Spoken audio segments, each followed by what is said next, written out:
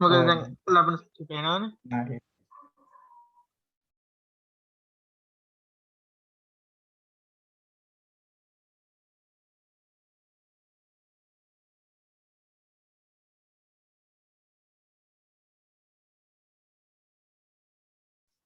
Connection එකෙන් අපිට උපරිම පද දෙනවා මේ වයන් එපා කනෙක්ෂන් එක ඩ්‍රොප් වුණත් මීටින් එක කැන්සල් වෙන්නේ නැහැ ඔයගොල්ලෝ කාට හරි හොස්ට් එක යන එකයි වෙන්නේ. හරි. දැන් එන අපි පටන් ගමු ඊළඟ සබ්ජෙක්ට් එක network systems and network administration. එතකොට මේකේ තියෙනවා chapters මේකෙත් නෑ වැඩි 5-6ක් විතර තියෙන්නේ. එතකොට introduction installing an operating system මේ කියන්නේ Linux operating system එකක් installation එක ඔය තියෙන්නේ. host management, network management, automating and virtualization. එතකොට ওই ටික තමයි තියෙන chapters ටික. එතකොට මේකේ introduction part එකේ අපි කතා කරන්නේ මොකද්ද මේ system administration කියන්නේ සහ Linux වල history එක ගැන. ওই දෙක තමයි අපි discuss කරන්නේ. ඕකේ අපි එනම් introduction එකෙන් පටන් ගමු.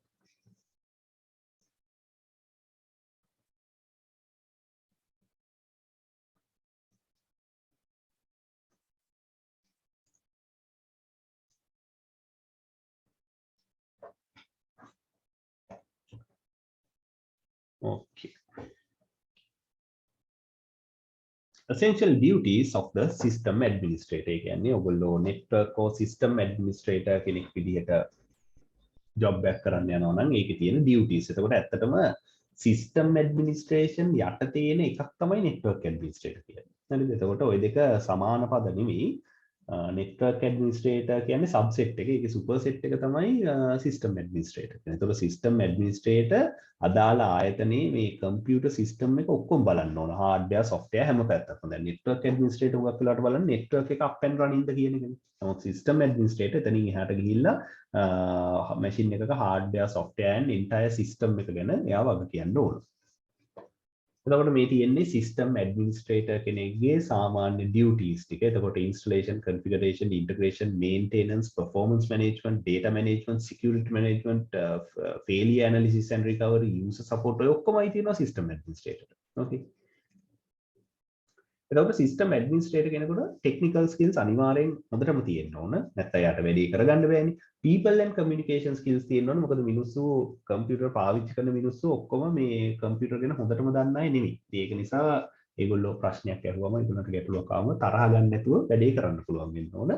problem solving and common sense තියෙන්න ඕන. ඒ කියන්නේ මොකක් හරි ප්‍රශ්නයක් දැක්කම ඒකට හේතුව වෙන්න පුළුවන් මේකයි කියන එක. ඒක experience එකෙන් එන්නත් පුළුවන්. නමුත් අර common sense එකෙන් හිතා ගන්න පුළුවන් වෙන්න ඕනේ. එයා නොදන්න දෙයක් වුණත් වෙන්නේ මේකයි කියලා. දැන් උදාහරණයක් විදිහට අපි හිතමු system administrator කෙනෙක් කවුරු හරි software එකක මොකක් හරි problem එකක් අහනවා. නමුත් එයා software එක අල්ලලවත් නැහැ. එයා ජීවිතේටවත් use කරලත් නැහැ. එයා use කරන්න අවශ්‍යත් නැහැ එයාට. නමුත් common sense වලින් දැනගන්න ඕනේ මේකේ මෙහෙම දෙයක් වෙන්න ඕන ඔය කියන එක. අන්න ඒ වගේ. ඊළඟට personal commitment එක තියෙන්න ඕනේ. එතකොට system administration කියන්නේ ලේසි පහසු job එකක් නෙමෙයි. ඒක authority and responsibility එකට මැදි වූ job එක. ඒ tension එක තියෙනවා.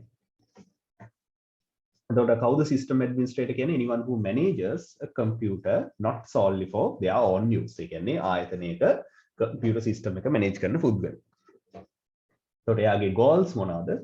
ensure that computing systems run correctly and as efficiently as possible. Ensure that all users can and do use the computing system to carry out their required work. එතකොට ගාන්ට computer system එක up and running තියෙන එක එයාගේ duty එක. ඒක වැඩ කරන්නේ නැත්නම් එයාගේ ප්‍රශ්නයක් ඒක. එතකොට මේක smoothly run වෙන්නත් ඕන. ඒ වගේම මිනිස්සුන්ට ඒකේ වැඩ ඒ කියන්නේ network එකේ හෝ computer system එකේ වැඩ කරන්න පුළුවන් වෙන්නත් ඕන. ඒ කියන්නේ smoothly run වුණාට වැඩක් නැහැ. වැඩ කරන්න බැරි නම් වැඩ කරන්න පුළුවන් වුණාට වැඩක් නැහැ. smoothly run වෙන්නේ නැත්නම් ඒ වගේ කතාවක් තමයි තියෙන්නේ. මේ තියෙන administrator network ඒ කියන්නේ system administrator යට තියෙන network administrator ගේ tasks ටික. හරි. බලා ගන්න මොනවද මේ කියලා. තේරෙනවනේ කිව්වම මම ආයෙකින් එක කියවන්න අවශ්‍යතාවයක් නැහැ නේ. ඒකට දැන් network administrator හැම වෙලාවෙම මොකක් හරි decision එකක් ගන්නකොට එයා planning for growth කියන එක කරන්න ඕනේ. කියන්නේ දැන් switch එකක් ගහනවා නම් network switch එකක් ගහනවා නම් computer 20ක් තියෙන lab එකක හරියටම port 20ක් තියෙන switch එකක් ගෙනල්ලා අතාරින්නේ හොඳ නැහැ. ඇයි ඒ? හදිසියේ තව computer දෙයක් ගහගන්න ඕන වුණොත් ඉතින් මේ system network administrator ගේ දෙමව්පියෝ තමයි මතක් කරන්නේ මිනිස්සු. කොහොම එක පෝට් එකක්වත් වැඩිපුර තියලා නැහැ කියලා ඒවා තියෙන්න ඕන. හරි ඉතින් ඒක නිසා හැම වෙලාවෙම ඒ කියන්නේ අර ෆියුචර් එකට ප්ලෑන් කරලා තියෙන්න ඕන. අනිත් ඒවා තේරෙනවනේ. එතකොට security management යටතේ ආ firewall එක manage කරන්න ඕන, user names and password policies හඳුන්වලා දෙන්න ඕන usersලට, password control ඒ ඔක්කොම යන්නේ ඒවා යටතේ තමයි. and resource access control එක කියන්නේ කාටද මොන resources ද access කරන්න පුළුවන් ඒ security privileges levels හදන්න ඕන. performance management යටතේ availability, response time and accuracy. network එක හැමෙලාම available වෙන්න ඕන. network එක ඕනම වෙලාවක අඩුම කාලෙකින් response කරන්න ඕන සහ හරියට වැඩේ වෙන්න ඕන. planning for growth මම එක දැන් කිව්වනේ. එතකොට fault management and recovery. එතකොට යම් කිසි fault එකක් තියනවාද කියලා දැනගන්න හොඳ monitoring system එකක් තියෙන්න ඕන. මොකද නැත්තම් user කෙනෙක් බනිනකන් දන්නේ නැහැ ප්‍රශ්නයක් තියෙනවා කියලා. ඒක නිසා monitoring system එකක් තියෙන්න ඕන සහ එයා regular test run කරලා බලන්න ඕන. ඒ test වල එන results අනුව එයා ඒවට updates patches ඒවා දෙන්න ඕන software වශයෙන්. user account management ගත්තොත් එහෙම then communication facilities යටතේ connection rental charges ඒවා manage කරන්න ඕන. එතකොට ඒ අදාළ userට මාසයකට හරි යම් කිසි කාලයකට වෙන් කරලා තියෙන data ප්‍රමාණය exceed වෙලාද නැද්ද ඒවා manage කරන්න ඕන. hardware usage manage කරන්න ඕන. consumables එතකොට ඒ කියන්නේ දැන් සමහර computers කුලියට ගන්න වෙන්න පුළුවන්, සමහර computers මිලදී ගන්න වෙනවා පුළුවන්, සමහර parts ගන්නවා ඒවා එකපාරින් use කරලා ඉවර වෙනවා. ඒ වගේ දේවල් තියෙනවා. ඒ වගේම software යටතේ license එක manage කරන්න ඕන, software එක expire වෙන කලින් ඒවා renew කරන්න ඕන. ඒ වගේ duties යට තියෙනවා. එතකොට user accounts ඇයි වෙන වෙනම වෙන් කරලා usersලට දෙන්නේ කියන එක ගත්තොත් එහෙම කරේ නැත්නම් අපිට ඔඩිට් කරන්න බෑ. සරලව කියනවනේ ඒක ඔඩිට් කරන්න බෑ. මේ දේ උනේ කවුරු අතින්ද කාගේ login එකෙන්ද කියලා අපිට ඔඩිට් කරන්න බෑ. ඒක නිසා තමයි ඒවා අපි වෙන වෙනම manage කරලා වෙන වෙනම accounts manage කරන්න අවශ්‍ය වෙන්නේ. network application support. එතකොට යම් කිසි system එකක network එක through run වෙන software hardware තියෙනවා නම් උදාහරණයක් විදිහට print එකක් network printer එකක් තියෙනවා නම් ඒ network print එකට support දෙන්න ඕන network administrator තමයි. ඒ කියන්නේ කාටද print out එකක් ගන්න බැරි නම් print එක පෙන්නන්න නැත්නම් ඒක network issue එකක්. එයා help desk එකක් maintain කරන්න ඕනේ ඒකට. එතකොට system or network administrator කෙනෙක් වෙන්න නම් ඕගොල්ලෝ මෙන්න මේ දේවල් දැනගෙන තියෙන්න ඕනේ. අන්න ඒක නිසා තමයි ඔයගලන්ට semester 6 වලදී මේ Linux operating system එක environment එක යටතේ මේ දේවල් කරන්න උගන්වන්නේ. මේවායි සමහර දේවල් ඔයගොල්ලෝ කලින් semesters වලත් ඉගෙනගෙන තියෙනවා.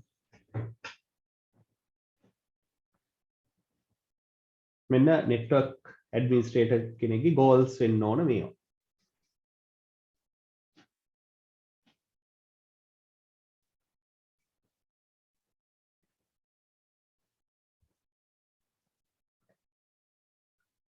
ඊළඟට required skills යා mechanic කෙනෙක් වෙන්න ඕන. ඒ කියන්නේ කැඩුනම හදන්න පුළුවන් කෙනෙක් වෙන්න ඕන.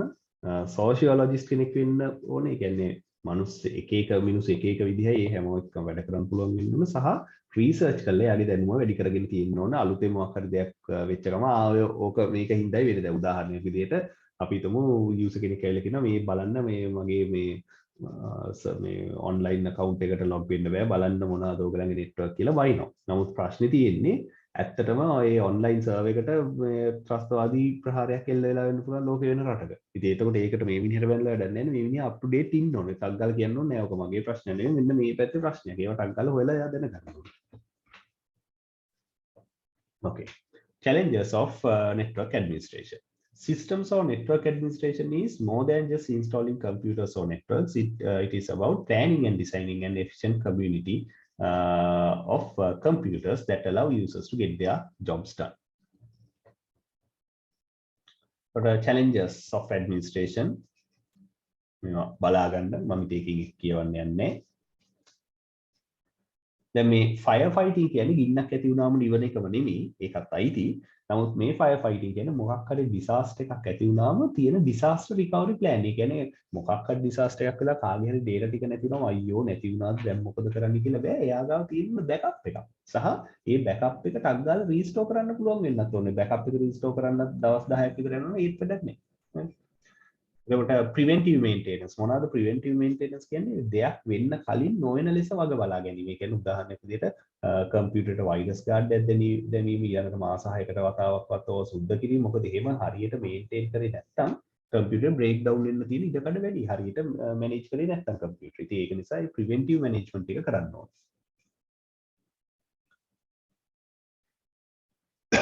එතකොට මේ තියෙන ප්‍රශ්නයක් ඇති වුණාම කොහොමද විසඳන්නේ කියන එක. එතකොට isolate the problem, use test and solve the problem and document the solution. මොකද ඊළඟ පාර වුණාම ටක් ගාලා මෙන්න මේකයි කරන්න ඕන කියලා දන්න.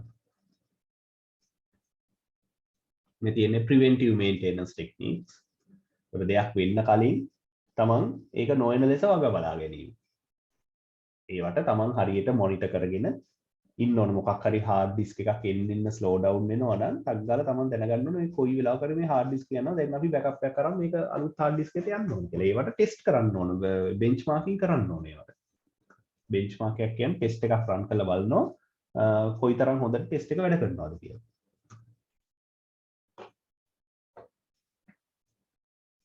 එතකොට ඉන්ෆර්මේෂන් ගන්නේ කොහෙන්ද? මේවා ඉතින් මේ කතා කරන්න ඕන දේවල් නෙවෙයි අපි. හරි. ඔයගලන්ට නිකන් රීඩ් කරගෙන යන්න පුළුවන්. successful system administrator හෝ network administrator කෙනෙක් වෙන්නේ කොහොමද කියන එක. අවසාන වශයෙන් මොනවාද කියන්න තියෙන system administration ගැන? The task of system administration is a balancing act. It requires patience, understanding, knowledge and experience. ඔක්කොම තියෙනවා. In order to be good at system administration, a certain amount of dedication is required with both theoretical and practical skills. Theories උත් දැනගන්න ඕන. මොකද නැත්තම් සාමාන්‍යයෙන් practically apply කරන්න බෑනේ හරියට theory එක දන්නේ නැත්නම්. Even though the best system administration tools are free, companies actively seeking to pay consultants or system administrators to set up and maintain administration tools for them. Then Linux system එක ඒවා ඔක්කොම free වුණාට ඒවා install කරන්න මුදල් වැය වෙනවා. ඒ වගේ තමයි. Okay. දැන් අපි කතා කරන්න යන්නේ අපි මේ subject එකේ ඊළඟට කතා කරන්න යන මේ Unix and Linux distributions ගැන. Okay, ඒ කියන්නේ Linux operating system එක ගැන තමයි කතා කරන්න යන්නේ. හැබැයි ඊට කලින් අපි Unix ගැන කතා කරමු. දැන් මේ Unix ඇති වුණේ කොහොමද? සහ ඇයි? Bell Labs මේ Bell Labs කියන්නේ අද කාලේ කම්පැනි එකට කියන්නේ AT&T කියන කම්පැනි එක. ඒක ඇමරිකා එක්සත් ජනපදයේ තියෙන ලොකුම මොබයිල් ටෙලිකමියුනිකේෂන් කම්පැනි එකක්. ඇලෙක්සැන්ඩර් ග්‍රැහම් බෙල්ගේ කාලේ ඉඳන් තිබ්බ. එතකොට අන්න ඒගොල්ලන්ගේ මේ Bell Labs joined Multics project of General Electric and MIT in 1965. Primitive version of Multics running on GE 645. Bell Labs ended its participation of Multics in 1969. හරි. එතකොට දැන් ඒක ප්‍රොජෙක්ට් එකක්. හරි. ඊට පස්සේ former Multics group at Bell Labs wanted to continue the system programming. Ken Thompson used cast off PDP-7 to play the game Space Travel. With Dennis Ritchie තමයි C කියන language එකක් වාගත්තේ. Ken gradually implemented an operating system for PDP-7. The new OS was named Unix as opposed to Multics. අර multi කියන එක unique කියන එක the opposite නමක් තමයි ආ. Unix was originally written in assembler and B කියන language එක. Dennis Ritchie improves B and named it C. මම කිව්ව C language එක හොයාගත්තේ යා තමයි. In 1973 most of Unix was written in C. Unix was migrated from PDP-7 to PDP-11. එතකොට මේ තියෙන්නේ main එකේ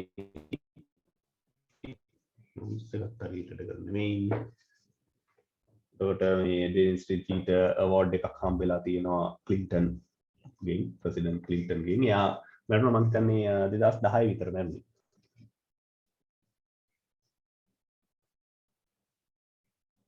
ඕකේ. ඊළඟට දැන් මේ Unix වලට මොකද වුනේ? ඒ කියන්නේ Unix වල Unix කොහොමද ඊළඟට Unix වල තියෙන variations. දැන් මේ Berkeley software distribution කියන්නේ ඒ වගේ එකක්. In 70s මේ තියෙන AT&T was under court's order not to sell software. AT&T gave away Unix to universities, charging only for media. Media කියන්නේ CD එකට charge කරලා දෙනවා. හැබැයි software එක මේ කරන්නේ CD එක. ඒ වගේ. හැබැයි ඒක ලොකු ගන්න charge කරනවා. ඊළඟට Cunningham took Unix to his university at Berkeley. Berkeley released Berkeley software distribution version of Unix. එතකොට BSD එක ආවේ එහෙම. මොකද දැන් අරගොල්ලන්ට කෝට් එකක් නිසා හදාගන්න බැරි වුණා. එතනින් එහාට උනේ මේක.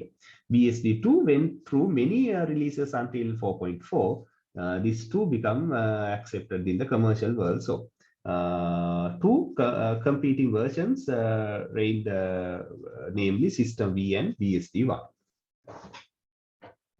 ඊළඟට මේ System V and GNU.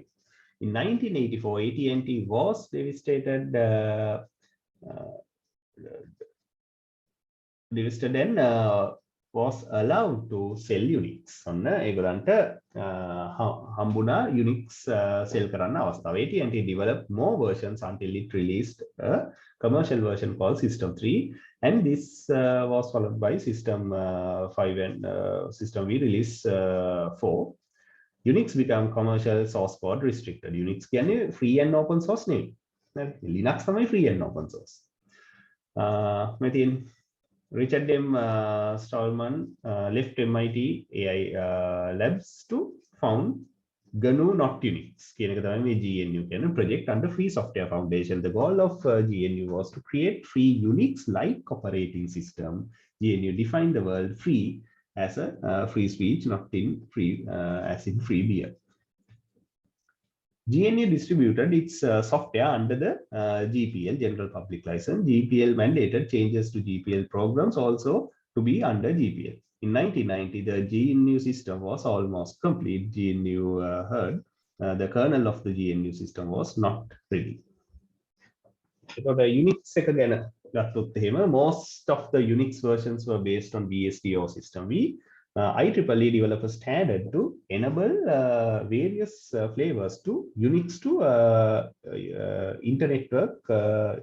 This ANSI standard known as POSIX, Portable OS Interface for Computer Environments, is the collective name of a family of related standards specified by IEEE to define the application program, blah blah blah.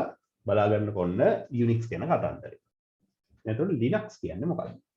Linux කියන්නේ Unix like kernel එකක්. 1991 දී Linus Torvalds කියන පුද්ගලයා, ඒ කියන්නේ අවුරුදු 21යි ඔය kernel එක ලියනකොට එයා තමයි Linux kernel එක ලියුවේ. Linux is a free Unix type operating system originally created by Linus Torvalds with assistance of developers around the world. Linux is an independent POSIX implementation and includes true multitasking, virtual memory, shared libraries, demand loading, proper memory management, TCP/IP networking, and other features consistent with Unix type system. The source code for Linux is freely available. Linux refers to the kernel. The kernel will run on many platforms. දැන් ඔය Linux kernel එක තමයි Android OS එකටත් use වෙන්නේ. ඊළඟට Linux kernel එක තමයි Ubuntu operating system එකේ. ඊළඟට Fedora operating systems වල ලෝකේ හොඳම servers වල run වෙන CentOS වල ඔක්කොම run වෙන kernel එක මොකද්ද? Linux. මොකද්ද kernel එක කියන්නේ? operating system එකක ප්‍රධාන code එක තමයි kernel එක කියන්නේ. හරි. මේ ඉන්නේ Linus Torvalds ඒ story එකත් කියව ගන්න.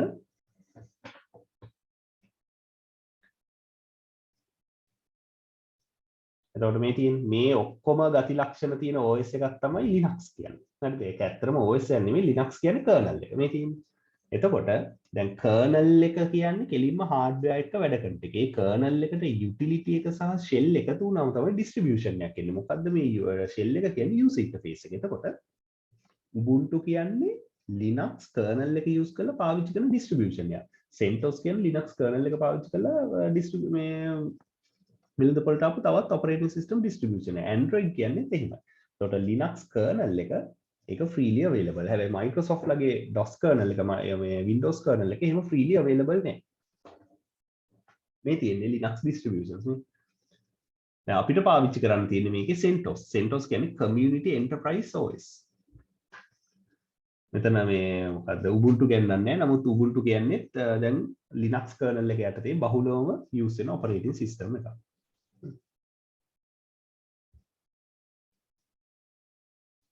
Linux distribution එකක් කියන්නේ මොකක්ද කියන එක තියෙනවා. මම කිව්වා මොකක්ද කියන එක. ඒතකොට distribution එකක් වෙනස් වෙන්නේ ඒ distribution එකේ developer අනුව. හරිද? ඒකේ system install එක, package management version එක, configuration system එක ඒව අනුව තමයි distribution එකක් වෙනස් වෙන්නේ. Within major distribution types Red Hat, Debian, Slackware and SourceBase. මෙන්න Linux distributions සෑහෙන ප්‍රමාණයක් තියෙනවා.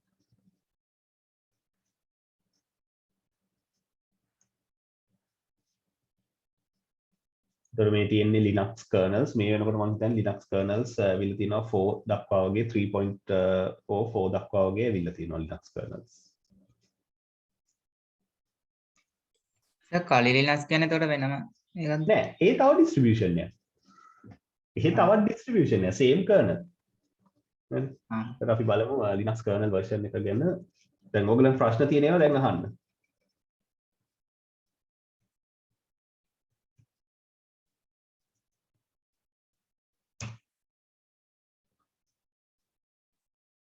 මේ තියෙන්නේ latest release එක 5.15 Linux kernel එක.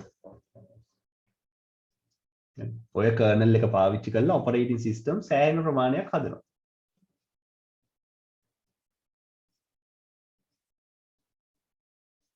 එතකොට දැන් අපි නිකන් ගත්තොත් එහෙම මේ top 500 super computers.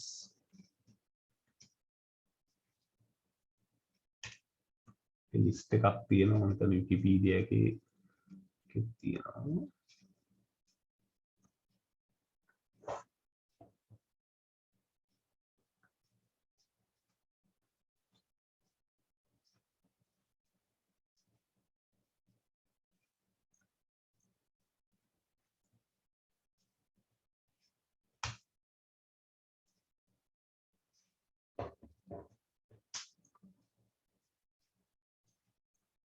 මේ තියෙන්නේ දැන් මේකේ මේ top 10 computers බලන්න run වෙන operating systems මොනවාද කියලා. මේ තියෙන්නේ කොම Linux මේ දැක CentOS. දැන් Linux කියන්නේ kernel එක. මේ operating system එක හැම ඔක්කොම බලන්න Linux තියෙන්නේ ඒ මොනවාද kernel එක. හැබැයි වෙනස් වෙන්නේ කොහොමද? මේ බලන්න ලෝකයේ 10 වෙනියට හොඳම super computer එක run වෙන්නේ Ubuntu එක. දැක්කද? ඒ Linux kernel එක. මේකේ CentOS, මේකේ Kylin ඔය වගේ එක versions තියෙනවා. මේකේ Ubuntu. දැක්කද? මේකේ REHL ඔය විදිහට තියෙනවා. දැක්කද? ඒතර Linux kernels වලින් තමයි ලෝකේ හොඳම super computers පවා දැන් run වෙන්නේ Linux kernel. Okay.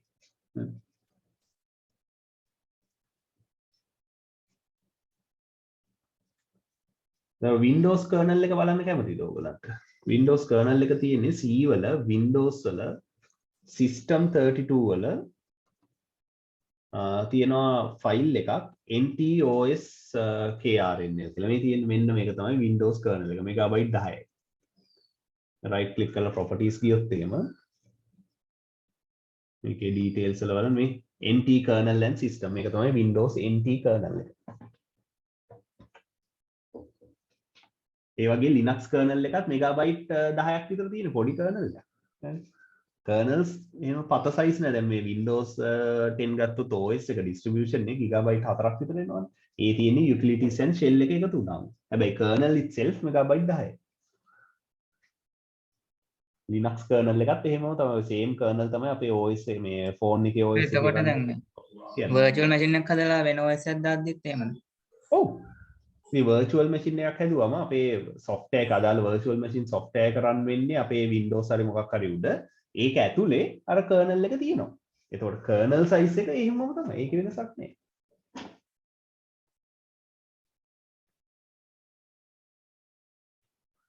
Linux kernel එක ඕන කෙනෙකුට freely download කරගන්න පුළුවන්. ඒකේ source code එකත් එක්කම. ඒක kernel එක පාව වෙනස් කරලා මේ හදන්න පුළුවන්. කිසි ප්‍රශ්නයක් නෑ.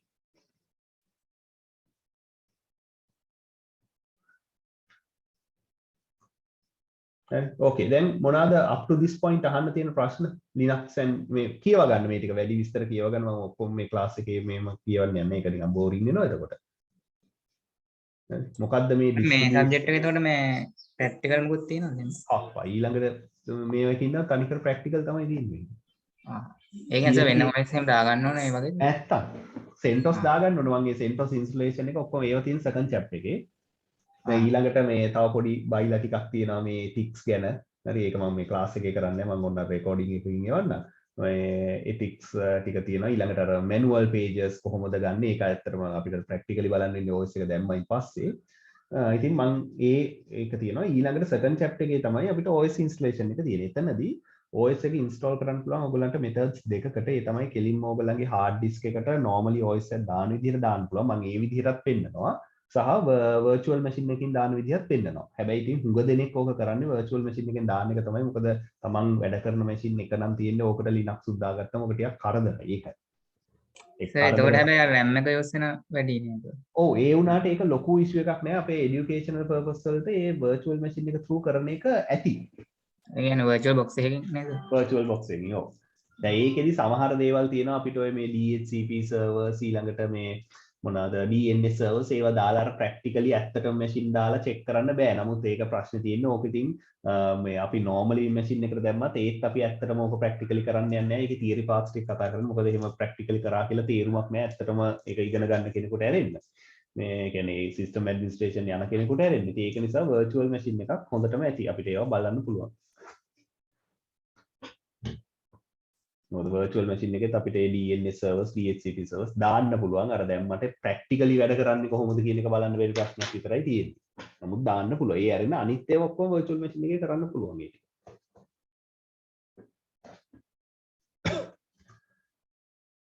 හරි. තා මොනවද අහන්න තියෙන්නේ?